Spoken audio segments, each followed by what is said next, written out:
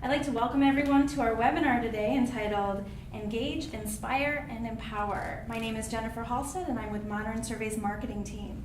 Well, good. Thanks, Jennifer. This is Ryan, and I thought a good place to start today would just to provide a prompt on why we're having this webinar. I think over the last 24 months, given the economic and business landscape, a conversation about leadership and employee engagement is pretty relevant, and I want to be transparent. Don and I are friends. We've known each other over the last couple of years. We both work in this area and live in the Twin Cities, and routinely convene in coffee shops and have these pretty inspired discussions about this business issue. And I think part of our objective today is to introduce some relevant content, and Don's firm does a great job with the research, and we've got some really good data and actionable content to introduce. But I think part of our thinking was also to invite our friends and colleagues into our coffee shop conversation. And so we certainly want to include time for some robust discussion and dialogue at the conclusion of the content. So if you have questions, if there's something that's top of mind, don't hesitate to send those in via GoToMeeting, and we're going to reserve a good portion of our time together to have some conversation. And I think a good place to start and to segue is to introduce this notion into our conversation that the very nature of the way we manage human capital and our approach to leadership is undergoing a pretty significant transformation and is likely to look pretty different coming out of this recession than it did going in. And a lot of that has to do with the very fundamental nature that our approach to work and work style design is changing. And Time Magazine recently ran a cover story on the future of work, and I thought it would be good level setting just to share an excerpt or a quote from that cover story. So this is Time Magazine, The Future of Work, and what they're saying essentially is that you can throw away the briefcase because you're not going to the office anymore. You can kiss your benefits goodbye, and your new boss won't look much like your old one. There's no longer a ladder, and you may never get to retire. But there's a world of opportunity if you can figure out the new path. Now that's a pretty significant transformation. And my intent isn't to just begin the call by depressing everybody, but I think it's a good segue into the reset that we're experiencing in the world of work. And there's no doubt that that kind of significant reset has some pretty significant implications on the conversation relative to leadership and employee engagement. And given what our employees have experienced over the last 20 months, it's no surprise that there's elevated anxiety, concern, caution, tension over where we're heading into the future, right? We're asking people to do more with less, and it's a time of significant change and transformation.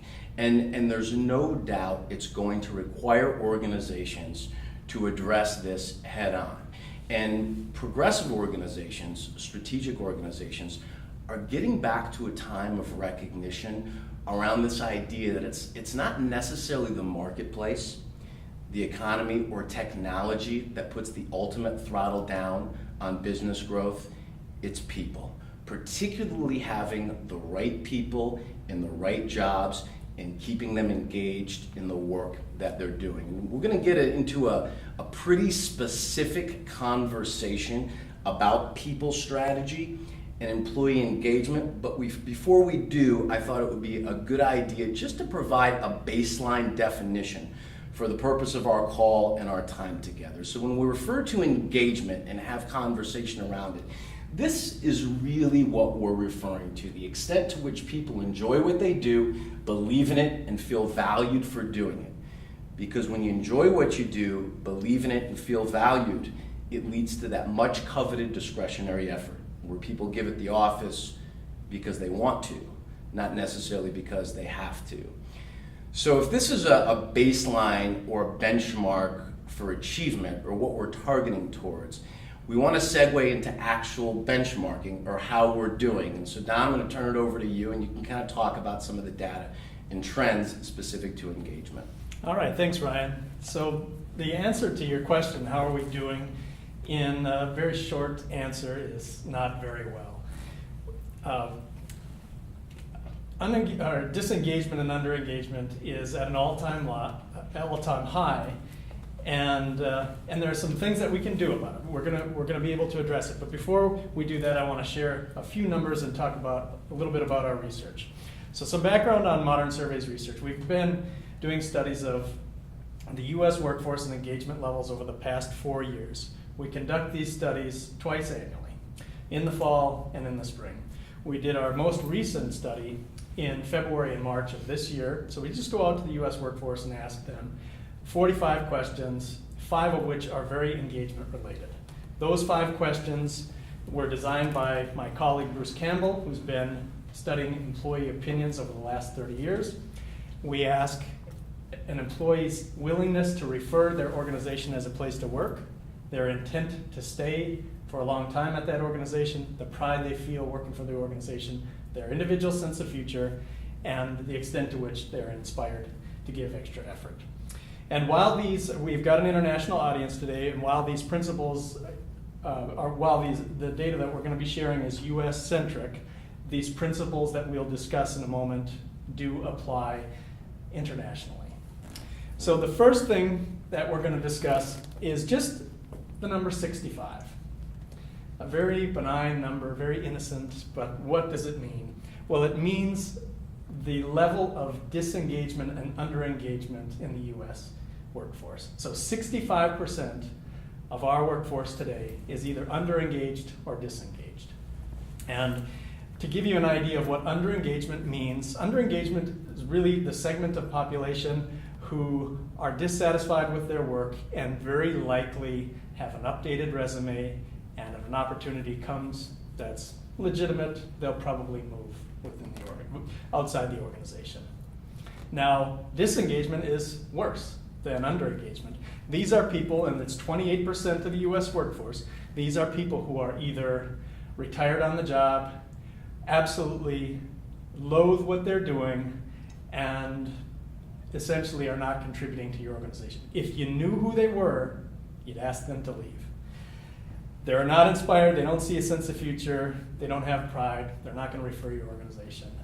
This is a very high number, almost 2/3 of the US workforce. And just to give people an idea of what engagement means to the organization, high engagement is linked to safety, it's linked to performance, and it's linked to financial results. So this is very important stuff. It's not just satisfaction, it's not, do people enjoy it? There is a business outcome that's linked to high engagement.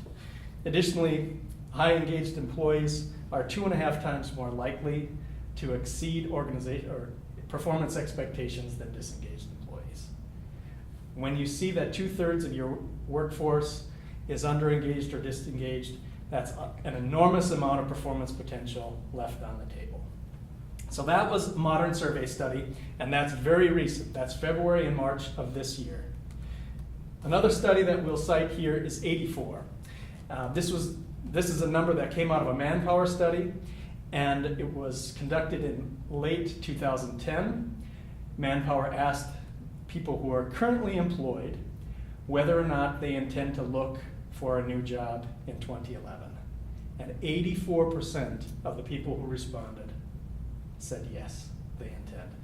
And keep in mind, I intend to go to the gym tonight, and there's a high likelihood that I will go to the gym, but there's also, just because I intend to go doesn't mean I'm going to the gym. I went this morning, by the way. Oh, good. Just for Very good.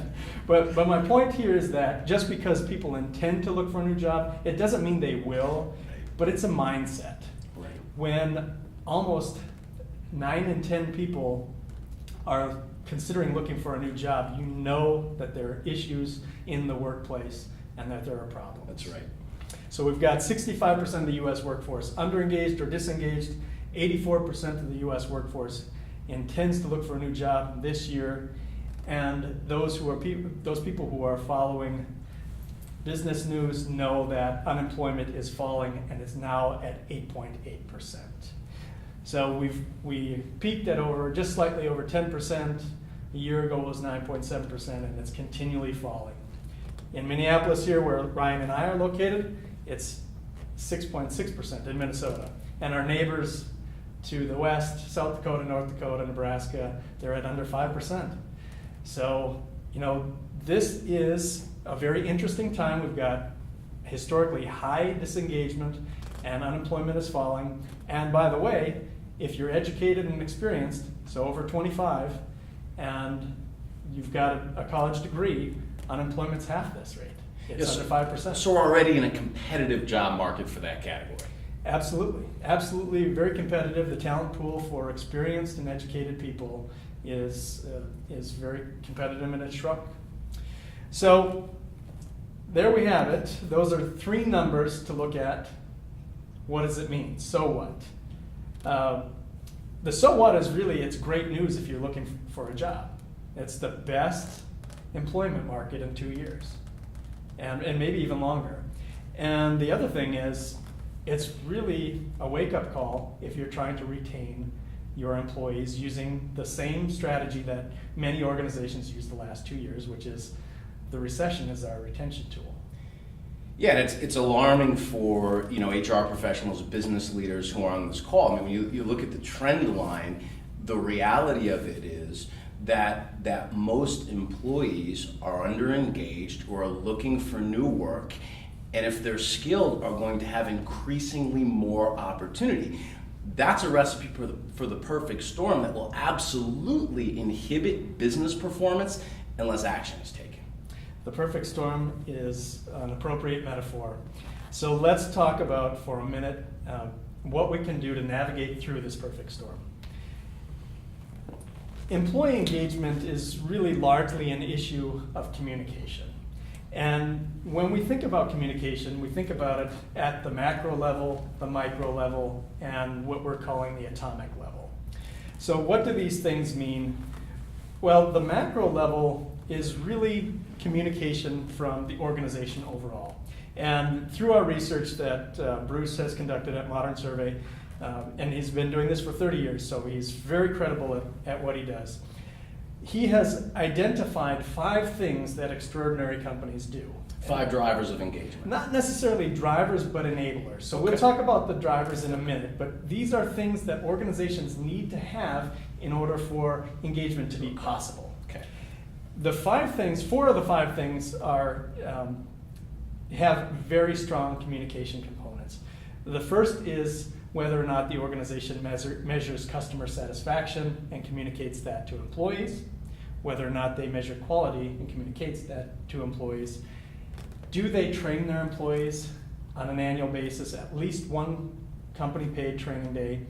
And do they have a performance measurement or performance appraisal process in place, and they provide performance appraisals to employees at least once annually?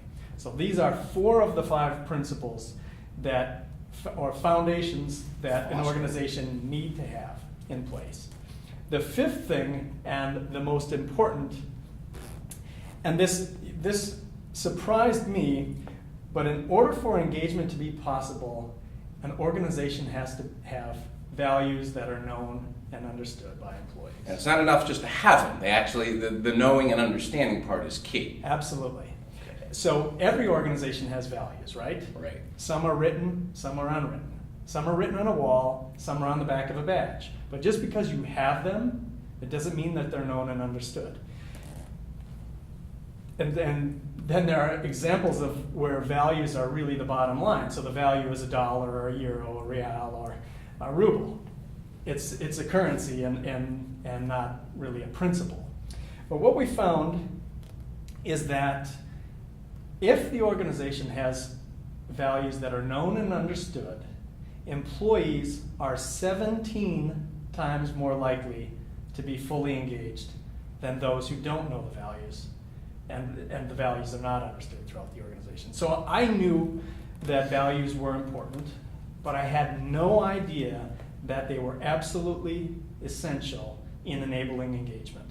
And I know, Ryan, you've got a great case study that demonstrates values and actions, and I'm going to let you tell that story.